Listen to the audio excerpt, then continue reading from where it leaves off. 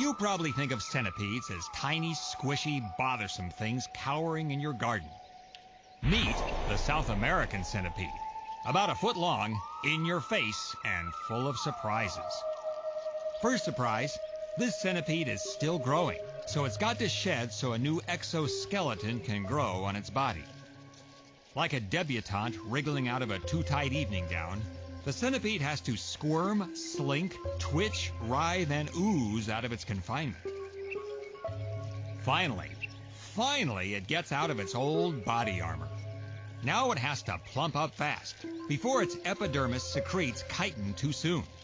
If the chitin hardens into a shell while the centipede is still on the smallish side, the shedding would have been pointless. Hey, what could be more convenient snacking than that handy old exoskeleton? What do you call this? I mean, it's not cannibalism because that's eating another of your own species. I guess you could call this auto-grazing.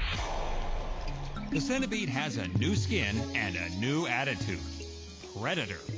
It's hungry, and eating its old skin just isn't good enough.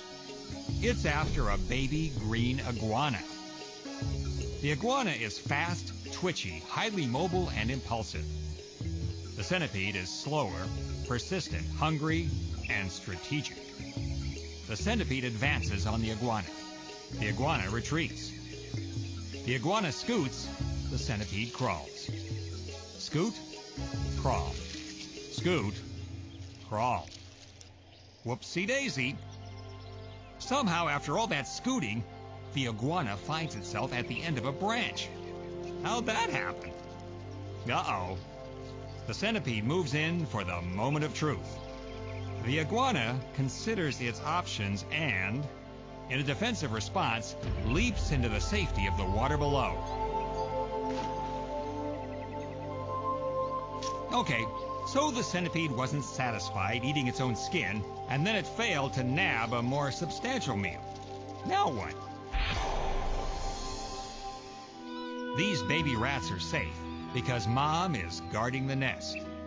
But Mom has to go grocery shopping, leaving the babies completely helpless. Speaking of grocery shopping, the centipede relies on ground vibrations and antennae touch to locate a feast like this one. Mom senses danger and races to the rescue.